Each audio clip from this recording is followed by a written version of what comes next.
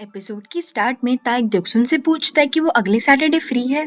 तो द्योक्सुन उससे जवाब में कहती है कि हाँ वो फ्री है। तो त्याग उससे कहता है कि अगले सैटरडे क्या वो उसके साथ मूवी देखने चलेगी। द्योक्सुन पहले तो ताइक को मना कर देती ये कहकर कि तुम्हारा तो थर्सडे को मैच है ना, पर त्याग उससे कहता है कि वो सैटरडे तक वापस आ जाएगा और वो लोग शाम में मूवी देखने जा सकते हैं। द्योक्सुन ताइक से फिर भी कहती है कि तुम्हें मैच के बाद आराम करना चाहिए क्योंकि तुम बहुत ही ज्यादा थके हुए होते हो, पर ताइक द्योक्सुन को कैसे भी करके कन्विंस कर ही लेता है। जब जुंगवान को सुनो से ये बात पता चलती कि ताइक द्योक्सुन को मूवी के बाद में प्रपोज करने वाला है तो जुंगवान का तो दिल ही टूट जाता है, पर वो अपने दोस्तों के सामने ऐसे दिखाता है जैसे वो ताइक के लिए बहुत ही ज्यादा खुश हो। घर के बाहर तीनों ही मॉम्स नेशनल सिंगिंग कंपटीशन का होर्डिंग देखती है और उस होर्डिंग को देखकर उन्हें 5 साल पुरानी बात याद आती है जब उन तीनों ने ही उस नेशनल सिंगिंग कंपटीशन में पार्टिसिपेट किया था। अपनी परफॉर्मेंस को लेकर वो तीनों इतनी नर्वस थी कि वो लोग ड्रिंक करना शुरू कर देती है और इतना ड्रिंक करती है कि वो तीनों ही पूरी टुन हो जाती है। और जब थोड़ी देर बाद उनकी परफॉर्मेंस का टाइम आता है तो वो तीनों ही खड़े रहने की हालत में भी नहीं होती। अपने इस एक्सपीरियंस को याद करके वो तीनों ही हंसने लगती है। अगले दिन द्योक्सुन जुंगबोंग को मैगी की पसंदीदा चीजें बताती है। इसी के साथ वो जुंगबोंग को ये भी बताती कि इसी हफ्ते मैगी का बर्थडे भी आने वाला है। तो जुंगबोंग द्योक्सुन से पूछता है कि वो उससे बर्थडे में क्या गिफ्ट है। तो द्योक्सुन उससे कहती है ऐसी दुनिया में कोई भी चीज नहीं है जो मैगी के पास नहीं है। जुंगबोंग फिर भी द्योक्सुन से पूछता है कि वो मैगी को क्या दे सकता है। तो द्योक्सुन उसे बताती है कि लड़कियों को कोई भी दिल से दी हुई चीज बहुत पसंद आती है। द्योक्सुन की ये बात सुनकर थोड़ी देर बाद जुंगबोंग मैगी के लिए पेपर क्रेन बनाने लगता है और जब जुंगवान उसके रूम में आता है तो वो पेपर क्रेन छुपा लेता है। जुंगवान उससे कहता भी है कि तुम मुझसे क्या छुपा रहे हो, मुझे पता है कि तुम द्योक्सुन की फ्रेंड को डेट कर रहे हो। ये सुनते ही जुंगबोंग उससे पूछने लगता है कि उसे ये बात किसने बताई। तो जुंगवान द्योक्सुन का नाम फंसा देता है। जुंगवान जब पूछता है कि जुंगबोंग मैगी को पेपर क्रेन क्यों दे रहा है तो जुंगबोंग बताता है कि अगर तुम 1000 पेपर क्रेन बनाओ तो उन क्रेन्स में जान आ जाती है और वो तुम्हारी कोई भी एक विश पूरी करती है। ये सुनते ही जुंगवान जुंगबोंग से कहता है कि वो भी उसकी मदद करेगा, पर वो क्रेन की जगह पेपर प्लेन बना देता है। ये देखकर जुंगबोंग उससे पूछता भी है कि तुम पायलट बनना चाहते हो ना। तो जुंगवान उससे कहता है कि मैं कोई आम पायलट नहीं बल्कि फाइटर पायलट बनना चाहता हूँ। ये सुनते ही जुंगबोंग गहरी सोच में पड़ जाता है। हॉस्पिटल में जुंगवान के डैड उसकी मॉम से कहते हैं कि उनकी एक ख्वाहिश है। जुंगवान की मॉम उनसे कहती है कि कहीं तुम जुंगवान को छोटा भाई तो नहीं देना चाहते हो ना।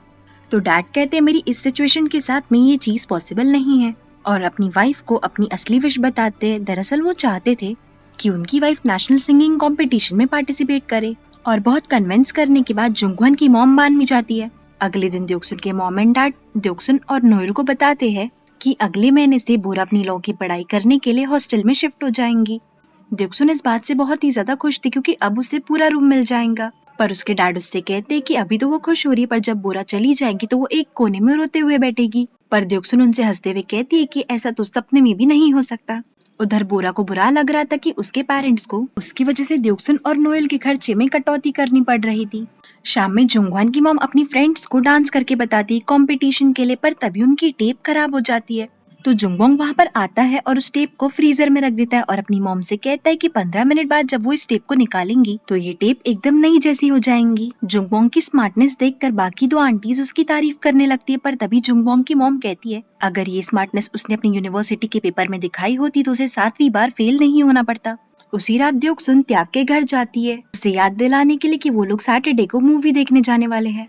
तभी त्याग द्योक्सुन को जुंगवान का वॉलेट देता है और उससे कहता है कि घर जाते वक्त तुम ये वॉलेट जुंगवान को दे दो। द्योक्सुन भी त्याग की बात मानकर जुंगवान के घर जाती है उसे वो वॉलेट देने के लिए। अगले दिन जब त्याग और उसके डैड डिनर कर रहे होते हैं तो त्याग के डैड उससे कहते हैं कि वो उससे कुछ जरूरी बात करना चाहते हैं। डैड हिचकिचाते हुए त्याग को बताते हैं कि वो सुनवो की मॉम को पसंद करते हैं और वो अपनी बची हुई जिंदगी उनके साथ ही बिताना चाहते हैं, पर अगर इस बात से त्याग को जरा सी भी आपत्ति है तो वो सुनवो की मॉम से दोस्ती भी नहीं रखेंगे। उनकी ये बात खत्म होते से ही त्याग अपने डैड से कहता है कि वो हमेशा से ही चाहता था कि उसके डैड कभी भी अकेले ना रहे, स्पेशली जब वो अपने मैचेस के लिए घर से दूर हो। त्याग अपने डैड से ये भी कहता है कि वो हमेशा से अपने डैड की खुशी ही चाहता था और अगर वो सुनवो की मॉम के साथ खुश है तो त्याग को इससे कोई प्रॉब्लम नहीं है। त्याग की ये बात सुनकर उसके डैड बहुत खुश होते हैं।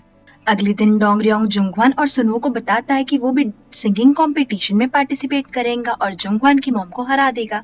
तो इस बात पर जुंगवान कहता है कि तुम मेरी माँ को नहीं जानते, वो जीतने के लिए कुछ भी करेगी। घर पर जुंगवान की मॉम भी बहुत प्रैक्टिस करती क्योंकि वो भी डोंगरियोंग से नहीं हारना चाहती थी। घर पर जुंग बोंग मैगी को कॉल करता है उसे याद दिलाने के लिए कि उसके बर्थडे के दिन वो लोग दोपहर में मिलने वाले हैं। पर तभी अचानक से मैगी के डैड आ जाते हैं और जुंग बोंग से पूछते हैं कि वो कौन है। शायद मैगी के डैड भी दूसरे फोन से उन दोनों की सारी कन्वर्सेशन सुन रहे थे। मैगी के डैड के कहते ही मैगी की जोर से चिल्लाने की आवाज आती है और इसी आवाज से जुंग बोंग डर जाता है और अपने दिल को शांत करने की कोशिश करता है क्योंकि वो जोर जोर से धड़कने लगा था। उधर द्योक्सुन त्याग के कॉल का वेट करते करते ही सो जाती है। देर रात द्योक्सुन को ताइक का कॉल आता है। उन दोनों की कन्वर्सेशन हमें नहीं बताई जाती।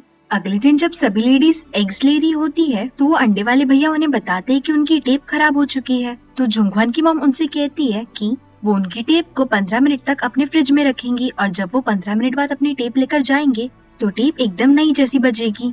जुंगवान की मॉम की बात सुनकर वो अंडे वाले भैया 15 मिनट बाद आते हैं और अपनी टेप खुद से ही ले जाते हैं। थोड़ी देर बाद बोरा अपने घर से हॉस्टल शिफ्ट होने के लिए निकलती है। रास्ते में उसे उसके डैड मिलते हैं और वो उसे कुछ मेडिसिन देते हैं। उन दवाइयों पर उन्होंने अपने हाथों से लिखा था कि वो दवाइयाँ किस चीज के लिए है। यही नहीं, वो बोरा को कुछ पैसे भी देते ताकि कभी कभार वो बाहर भी खाना खा लिया करे। अपने डैड को इतनी चिंता करते देखकर बोरा को बहुत रोना आता है, पर वो अपने डैड के सामने नहीं रोती। पर जैसे ही वो अपने डैड को बाय बोलकर आगे बढ़ती है अपनी कार में तो वो फूट फूट कर रोने लगती है। उधर जुंगवान की मॉम और डोंगरियोंग सिंगिंग कंपटीशन में पार्टिसिपेट करते हैं। पर जैसे ही डोंगरियोंग का नंबर आता है गाना गाने के लिए, जजेस उसकी पहली लाइन सुनते ही उसे घर जाने के लिए कहते हैं। इस बात पर जुंगवान की मॉम बहुत हंसती है, पर जब उनका गाना गाने का टर्न आता है तो वो भी कुछ खास परफॉर्म नहीं कर पाती। जजेस उन्हें माइक छोड़ने के लिए भी कहते पर वो माइक छोड़ने का नाम ही नहीं ले रही थी। नतीजन डोंगरियोंग और सुनवो की मॉम को उन्हें घसीटते हुए ऑडिटोरियम से बाहर ले जाना पड़ता है। जुंगवान की मॉम जब घर पर आती है तो उनके हस्बैंड उनसे पूछते हैं कि हमारे आस पड़ोस के सभी लोग तो हार गए तो तुम इतनी निराश क्यों हो रही हो। तो जुंगवान की मॉम उन्हें बताती है सब हार गए एक को छोड़कर। जुंगवान के डैड जब पूछते कि वो एक कौन है तो मॉम बताती है कि नोयुल। फ्लैशबैक में हम नोयुल का परफॉर्मेंस देखते हैं जो कि वाकई बहुत ही ज्यादा अच्छा होता है। स्टडी रूम में सारे बॉयज द्योक्सुन को देखकर हैरान थे क्योंकि आज उसे ताइक के साथ में मूवी देखने जाना था। वो लोग द्योक्सुन से पूछते भी है कि वो ताइक के साथ में मूवी देखने क्यों नहीं गई। तो द्योक्सुन उन सभी लोगों को बताती है कि ताइक को कोई इम्पोर्टेंट काम आ गया था और वो कल ही कोरिया आएगा। द्योक्सुन की ये बात सभी लोगों को चौंका देती है क्योंकि उन तीनों को पता था कि त्याग मूवी के बाद में द्योक्सुन को प्रपोज करने वाला था। फ्लैशबैक में हम देखते ताइक ने द्योक्सुन को इसलिए मना कर दिया था मूवी के लिए क्योंकि उसने जुंगवान के वॉलेट में द्योक्सुन और जुंगवान की एक फोटो देख ली थी और उस फोटो से ताइक को समझ आ गया था कि जुंगवान भी द्योक्सुन को पसंद करता है और वो उन दोनों के बीच में नहीं आना चाहता था। त्याग इस बात से बहुत ही ज्यादा उदास था और उसका दुख उसकी आंखों से बह रहा था। और इसी सीन के साथ एपिसोड खत्म होता है। Thank you so much everyone for watching this video till the end. I hope आपको ये वीडियो पसंद आई हो। जाने से पहले वीडियो को लाइक और चैनल को सब्सक्राइब करना मत भूलना। मिलते हैं नेक्स्ट एपिसोड में। Till then please take care of yourself. See या।